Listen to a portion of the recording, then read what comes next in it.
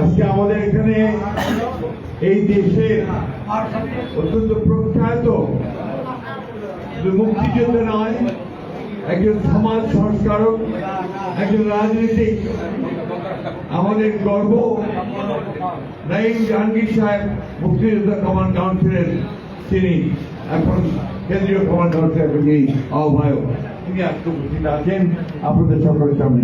এটা আমাদের ঠাকুরগার আজকে অনেক গর্ব। আপনারা অনেকেই তাকে চেনেন, আমি চিনি।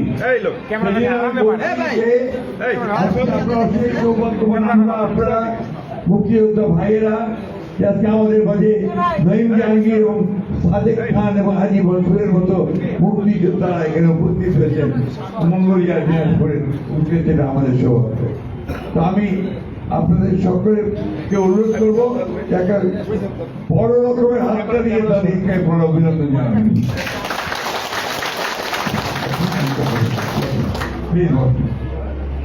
আজকে আমাদের মাঝে উপস্থিত হয়েছেন নাঈম জাহাঙ্গীর সাহেব, যিনি কেন্দ্রীয় কমান্ড কাউন্সিলের মুক্তিযোদ্ধা সংসদের কমান্ড কাউন্সিলের আহ্বায়ক, সাদেক আহমেদ খান সদস্য সচিব কেন্দ্রীয় কমান্ড কাউন্সিলের, হাজি মনসুর আলী সরকার সাবেক এমপি এবং আপনার সবাই তাকে চেনেন, আমাদের আবার জামাই, তিনি সম্মানিত সদস্য, মকসুদ আলী মঙ্গলিয়া আমার ছাত্র দিনাজপুর কলেজের, সে একটি বীর মুক্তিযোদ্ধা আহ্বায়ক দিনাজপুর জেলার আহ্বায়ক। এছাড়া আপনাদের করিম ভাই আছেন, আইসলাম চৌধুরী সাহেব আছেন, গফুর সাহেব আছেন, আপনার আছেন। আপনাদের সকলকে আসসালামু আলাইকুম, হিন্দু ভাইদেরকে আদাব এবং নমস্কার। আজকে আমি নিজে খুব আনন্দিত, গর্বিত যে আমার অত্যন্ত কাছের একজন মানুষ, আমার বন্ধু, এবং যিনি সারা জীবন সংগ্রাম করেছেন সেই নির্যাতিত নিপীড়িত মজলুম জনগণের জন্য নাঈম জাহাঙ্গীর সাহেব, সাদেক খান আজকে এখানে আমাদের মাঝে উপস্থিত হয়েছেন। আমি সেই জন্য তাদেরকে আন্তরিকভাবে ধন্যবাদ কৃতজ্ঞতা জানাচ্ছি যে তারা ঠাকুরের মতো একটা ছোট্ট জায়গাতে আসছেন। আমরা খুবই খুশি। আমরা যারা মুক্তিযুদ্ধ করেছি আজকে আপনি যারা করেছেন, আমরা সবাই এখন বুড়ো হয়ে গেছি, তাই না? আমার বয়স না 80 পার হয়ে গেছে না, প্রায় হতে হতে করেছে। আপনি চারদিকে তাকায় দেখেন সবাই বুড়ো, আমি খাও, তাই তো নাকি? যেখানে আসে না আমরা তাই তো। এখন আমাদের তো দিন শেষ। আমরা 1971 সালে যুদ্ধটা করছিলাম, মুজিবুর আসেন কিনা মারা গেছে, অসুস্থ।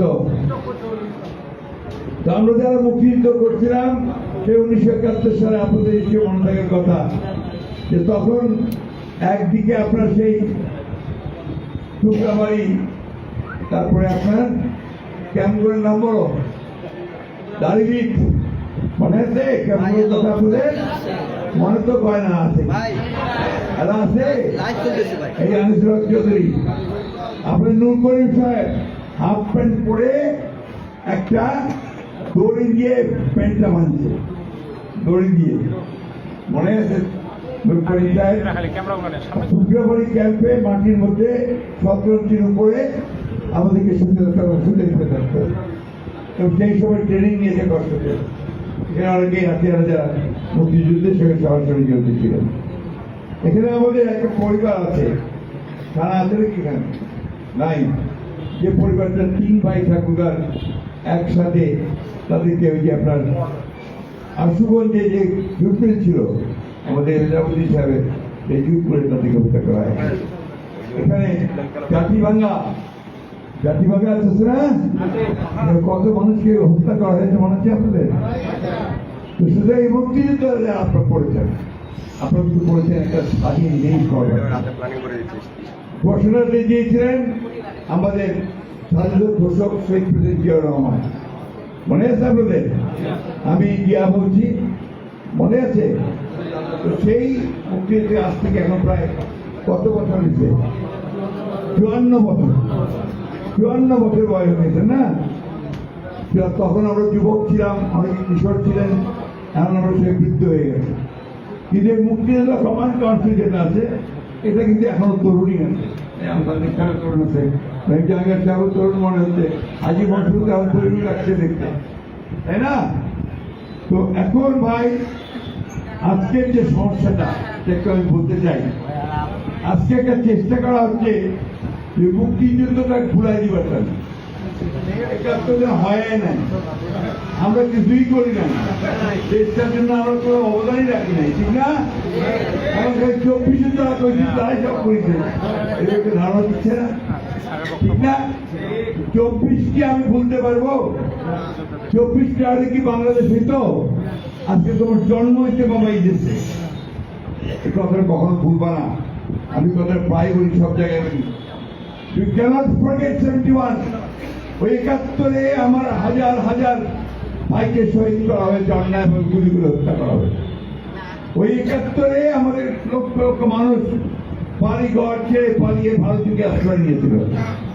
ওই 71-এ আমাদের মা বন্ধুকে অন্যায়ভাবে তাদেরকে অত্যাচার করে, নির্যাতন করে, দান করে তাদেরকে হত্যা করা হয়েছিল। এই কথাগুলো আমরা বুঝতে পারি না।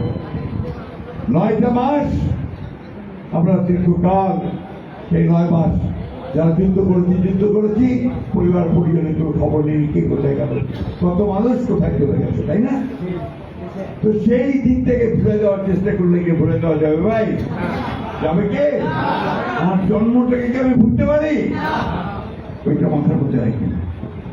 আজকে সুপরিকল্পিত হবে একটি চক্র, একটি মহল, যারা 1971 সালে পাকিস্তান হানাদার বাহিনীর সঙ্গে যোগ সাজেশ করে এই দেশের মুক্তিযোদ্ধাদের হত্যা করেছিল, তাদের পরিবারকে হত্যা করেছিল, তাদের মেয়েদেরকে তুলে দিয়েছিল খান বাহিনীর হাতে। তাদের সঙ্গে এই দেশের মানুষ আপোষ করতে পারে নাকি ভাই? জোরে কইতে হবে তো, মুক্তিযুদ্ধকে গড়তে উঠতে হবে তো ভাই।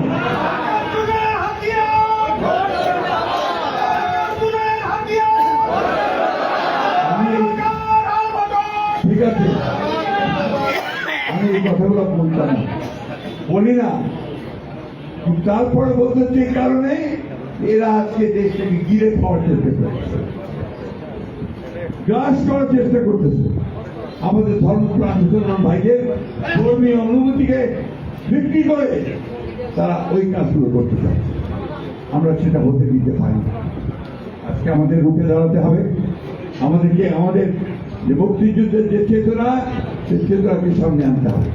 তো আমরা এই দেশের মানুষ, আমরা লড়াই করেছি, সংগ্রাম যুদ্ধ করেছি, করে আমরা 71 সালে আমাদের দেশকে স্বাধীন করেছি। সেই দিন প্রেসিডেন্ট জিয়াউর রহমান একটি বীর মুক্তিযোদ্ধা, স্বাধীন ঘোষক, তিনি এই মুক্তিযোদ্ধা সংসদকে নয় ভাই বলবেন, আমি অত বলতে চাই না, উনি কিভাবে সাহায্য সহযোগিতা করেছিলেন, কিভাবে মুক্তিযোদ্ধার সামনে এনেছেন। আমাদের ম্যাডাম বেগম খালেদা জিয়া তিনি মুক্তিযোদ্ধা মন্ত্রণালয় তৈরি করেছিলেন। আমরা এইসব ভুলে যাবো না ভাই, তাই না? আজকে তো আপনারা অনেকে ভাতা পাচ্ছেন, তাই না? এই ভাতা শুরুটা করেছিল কিন্তু আপনারা আমাদের ম্যাডাম খালেদা জিয়া, শুরু হয়েছে। সাদিক ভাই আরো করবেন, উনি আমার চেয়ে অনেক ভালো বক্তা, উনি আরো ভালো করে আপনাদের সঙ্গে বলতে পারেন। এখানে সবাই একজন স্টার ছিল, স্টার, অনুজ্জ্বল নক্ষত্র বাংলাদেশের রাজনীতি। তা আজকে আপনাদের সামনে আসছে, আপনারা আসলে খুব খুশি। অনেকদিন ভাই দেখা হওয়া হয় না, ঠিক না? জবাব হওয়ার সবকে আমার কাজের জন্য সবকে যেতেও পারি না। আজকে আপনারা আসছেন, আমাদের মধ্যে বিভেদ সৃষ্টি করতে দিবেন না। এই হিন্দু মুসলমান ভাগ হওয়া দিবেননি। আমরা হিন্দু মুসলমান এখানে ভাই ভাই একসাথে আছি, ঠিক না? সারা জীবন ধরে আছি, যুদ্ধ করছি একসাথে। এটাকে যেন কেউ ভাগ করতে না পারে। আমি কথা শেষ করব। আমাদের নাইম ভাই আসছেন, সতীক ভাই আসছেন, মন্ত্রী ভাই আসছেন, অনেকে দেখা নিয়ে আমার সঙ্গে আমার আবার অভিভূতি হয়ে গেছিল। মঙ্গলিয়া আমার আরেক ছাত্র, আমার খুব ঘনিষ্ঠ ছেলে, আমরা সবাই একসাথে কাজ করেছি, যুদ্ধ করেছি। আমি এখন কি করে যাওয়া আমার একটা পরামর্শ ভাই, ওই রাজাঘাট প্রদর্শনী। তো আমি আপনারা মাফ করবেন, আমি আপনাদের কাছে মাফ চাই, মাফ যেতে চাই। একটা কথা পরিষ্কার করে বলতে চাই, আজকে যে চক্রান্ত ষড়যন্ত্র চলছে, নির্বাচনকে বানচাল করে দেওয়া, নির্বাচনকে পিছিয়ে দেওয়ার, সেই নির্বাচনকে পিছিয়ে দেওয়া মানে আমাদের সর্বনাশ হওয়া, এই দেশের সর্বনাশ হওয়া। কারণ এখন একটা নির্বাচিত সরকার খুব দরকার। এই সরকারটা এখন তাড়াতাড়ি নির্বাচন করবে। আমরা চাই যে অন্তর্বর্তীকালীন সরকার আমরা সম্মান করি, শ্রদ্ধা করি, অতি দ্রুত আর কোনো কাল বিলম্ব না করে নির্বাচন তফসিল গঠনের ব্যবস্থা করবেন, দেশে একটি নির্বাচিত সরকার প্রতিষ্ঠা করবেন। এটাই হচ্ছে আমার চাওয়া। ভাই, আপনাদের কাছে আমি বিদায় নিয়ে যাচ্ছি। আমিও বয়সে গেছি, বুড়াই গেছি।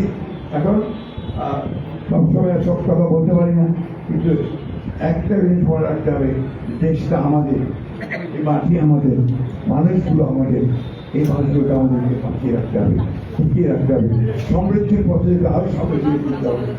আমাদের মুক্তিযোদ্ধার সন্তান তারেক রহমান প্রজন্ম ঠিক না, উনিও জেল খাটছেন 71 সালে। 71 সালে বেগম খালেদা জিয়া পাকিস্তান ছাড়াই যান, একদম চোখ।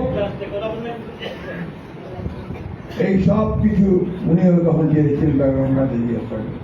1971 সালে পাক আমাদের বাহিনী তাদেরকে গ্রেফতার করে জেলে রেখেছিল ম্যাডাম খালেদা জিয়াকে, তার সঙ্গে 2 পুত্রকে। এই আজকে তারেক রহমান, ফখরুর রহমান, তাদের সকলের কাছে কিন্তু নেতৃত্বটা আমাদের বুকের মধ্যে একদম বেঁধে আছে, এটা বাইরে হওয়ার কোনো উপায় নেই, তাই না ভাই? আমি আপনাদের আবারও ক্ষমা চাচ্ছি যে আমি থাকতে পারছি না, আমি চলে যাচ্ছি। আপনারা ভালো থাকবেন, সুস্থ থাকবেন, মুক্তিযোদ্ধারা ভাই। আমরা চেষ্টা করবো যাতে আপনাদের জন্য সুচিকিৎসার ব্যবস্থা হয়, আপনাদের ভাতা টাতাকেও ভালো হয়, আরো ভালোভাবে আপনাদের ভারতের পড়াশোনার ব্যবস্থা করা যায়, সেই বিষয়গুলো আমরা চেষ্টা করবো। ধন্যবাদ। আসসালামু আলাইকুম।